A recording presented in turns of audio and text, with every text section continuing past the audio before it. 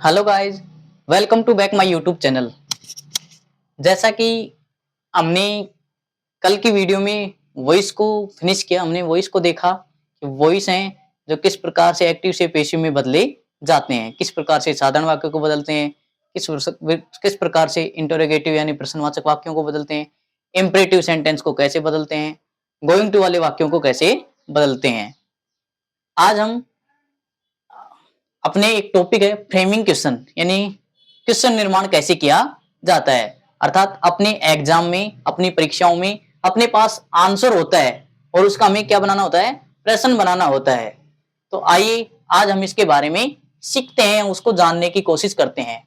हमने कहा कि अपने पास टॉपिक है जो क्या है, फ्रेमिंग क्वेश्चन यानी प्रश्न निर्माण करना, क्वेश्चन कैसे बनाया जाता है। तो हमने कहा कि सबसे पहले हमें पता होना चाहिए कि जो प्रश्न निर्माण होते हैं वो हमेशा दो तरीके से शुरू होते हैं।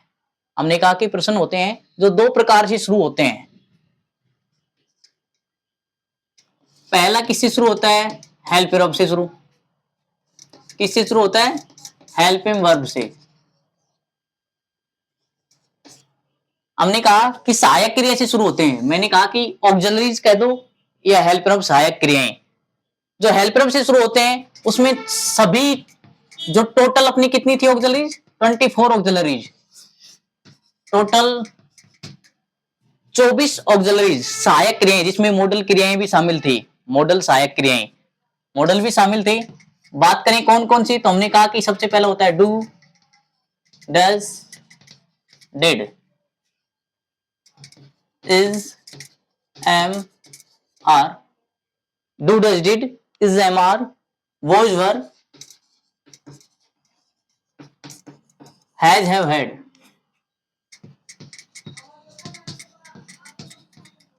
Do, does, did, is, am, are, was, were, has, have, had, will, shell,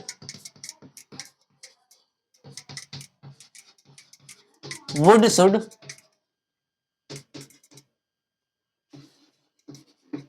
can, could, may, might, must, ought to, used to, need और dare।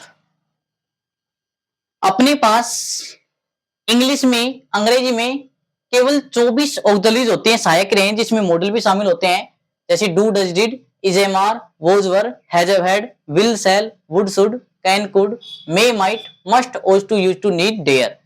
ये हेल्प वर्ब भी माने जाते हैं, इनको ऑक्सिलरीज वर्ब कहते हैं, सहायक क्रियाएं। हेल्प वर्ब, ऑक्सिलरीज वर्ब, सहायक क्रियाएं, जिनमें मॉडल को भी सम्मिलित किया गया है। तो हमने कहा कि पहला होता है कि हेल्प वर्ब से शुरू। हमने कहा कि प्रश्नवाचक जो वाक्य होते हैं या जो प्रश्न होते हैं वो दो तरीके से शुरू होते हैं। पहला हेल्प वर्ब से शुरू, और दूसरी बात करें वो होते हैं WH वर्ड से शुरू।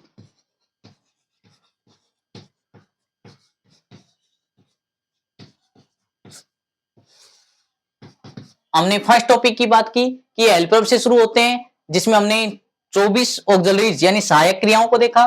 फिर WH वर्ड से शुरू होने वाले वाक्य यानी या तो W से शुरू होंगे या फिर H से शुरू होंगे। जैसे कौन कौन सी एग्जांपल में, हमने कहा कि what, where, who, whom, whose, which, how,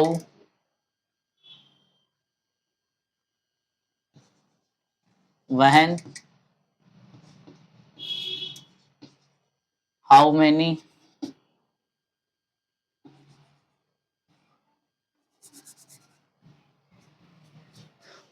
देखो what, where, who, when, which, whose, whom, who, how, when, how many, how much.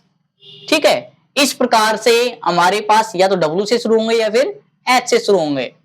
इस प्रकार से अपने पास दो तरह से ये शुरू होते हैं।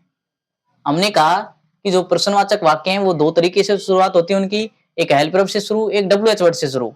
अब बात करते हैं कि फ्रेमिंग क्वेश्चन में हम कैसे क्या करें। तो अपने एग्जाम में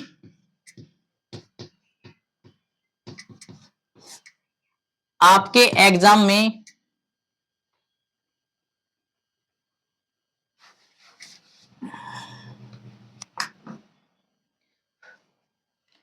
पहला नियम है, फर्स्ट रूल, कि यदि अपना जो आंसर है, जो अपना उत्तर, यदि प्रश्न का जो उत्तर है, यदि अपने पास जो आंसर है, यदि अपने पास जो आंसर है या उत्तर है वो किस में हो, यस या नो में हो।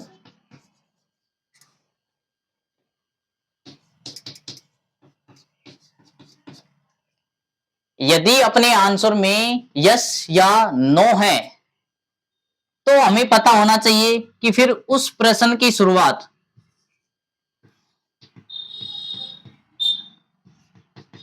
उस क्वेश्चन की शुरुआत किससे होगी, हेल्प वर्ब से शुरू होगी।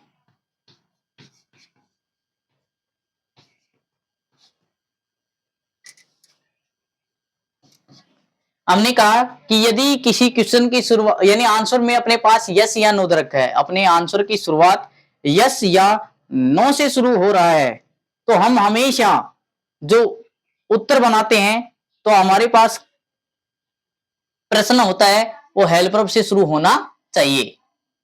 दूसरी बात करते हैं,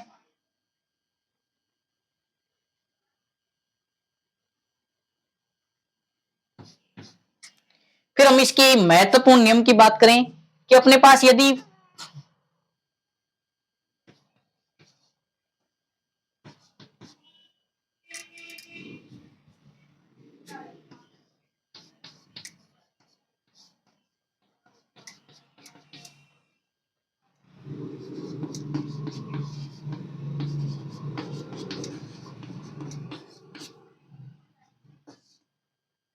हमने बात की कि अपने पास यदि पेपर में ये दिया हो तो हम क्वेश्चन बनाएंगे तो इसका प्रयोग करेंगे। कैसे, देखो, हमने कहा कि यदि आपके पास पेपर में दिया हो आई और वी, यदि आई और वी आंसर में दिया हुआ है क्वेश्चन में, तो हमेशा हम जो प्रश्न की शुरुआत है वो किससे करेंगे, यू से। फिर हम बात करें कि यदि अपने पास माई हो या फिर अवर हो, यदि अपने पास उत्तर में माई या अवर दे रखा हो तो प्रश्न की जो शुरुआत है वो किससे करेंगे, योवर से करेंगे। और उसके बाद बात करें कि यदि अपने पास उत्तर में पहले से ही आपको दे रखा हो यू, कोई सा भी हो सकता है, यू, योवर,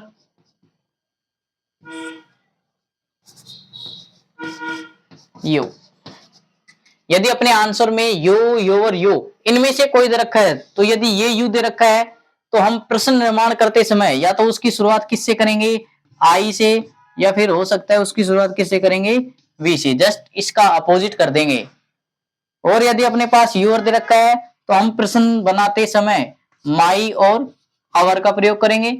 और यदि अपने पास थर्ड वाला यू है तो यो, योर, यू, तो उसमें देखेंगे आई, माई, मी, तो अपने पास इसका लास्ट क्या है, मी, और वी, आवर, अस, इसका प्रयोग करेंगे।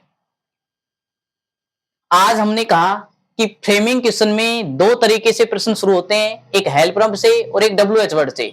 हेल्प वर्ब से इस प्रकार से शुरू होंगे और डब्ल्यूएच वर्ड से इस प्रकार से होंगे। फिर हमने पहले नियम की बात की कि यदि अपने पास आंसर में यस या नो दे रखा है, यदि अपने पास पेपर में यानी जो उत्तर है वो यस या नो से शुरू हो रहा है तो इसका मतलब है कि वो क्वेश्चन किससे शुरू होगा, हेल्प वर्ब से शुरू होगा। तो हमने कहा कि फिर उसको बनाते कैसे हैं, तो हमने कहा कि यदि अपने पास आंसर में ये वाले हैं तो हम क्वेश्चन बनाते समय इनका प्रयोग करते हैं, और यदि क्वेश्चन में ये दे रखे हैं तो आंसर में इनका प्रयोग करते हैं। ठीक है, यदि बुक के आंसर देते हैं अगर ये हैं तो ये आंसर में करते हैं, और ये दे रखे हैं तो इनको जस्ट विपरीत कर देते हैं। ठीक है, एक बात और हमने पहले बात की थी जब हमने वॉइस पढ़े थे या टेंस पढ़े थे उस समय भी, कि यदि किसी प्रश्न की यदि जब भी हम कोई प्रश्न का आंसर यस या नो में देते हैं तो वो किससे शुरू होते हैं, हेल्प वर्ब से। अर्थात हेल्प वर्ब से जो भी वाक्य शुरू होता है उसका यस या नो में जवाब दिया जा सकता है। जबकि WH वर्ड वाले वाक्यों में ऐसा नहीं होता है। WH वर्ड वाले वाक्यों में हमें कारण, रीजन, समय, टाइम, जगह जो भी है अर्थात उसके साथ क्या तरीका है उसका, तो वो सब चीजें उसके साथ प्रस्तुत की जाती हैं। लेकिन LP वर्ड वाले में यस या नो में भी आंसर दिए जा सकते हैं। फिर हमने बात की कि यदि अपने पास क्वेश्चन में यानी पेपर में जो आंसर होगा जिसका हमें प्रश्न निर्माण करना है, आंसर में यदि आई और वी दे रखा है तो हम प्रश्न निर्माण करते समय किससे शुरुआत करेंगे? यू से शुरू करेंगे। और यदि अपने पास माई और अवर दे रखा है तो फिर योर से शुरुआत करेंगे। फिर हम बात करते हैं इसका जस्ट विपरीत कि यदि अपने पास पेपर में प्रश्न में ये दे रखे हैं तो हम क्वेश्चन निर्माण करते समय इनका प्रयोग करेंगे। जैसे हमने कहा यू, तो हमें पता है कि आई और वी का पहला क्या बनाया था हम, यहाँ पे हम देखो आई वी को क्या बनाया था यू, तो यहाँ पे यू है, इसको हम क्या बना रहे हैं आई और वी। देखो फिर ध्यान से दो, ये अपने पास सभी हैं जो किस में आएंगे? आंसर में आएंगे।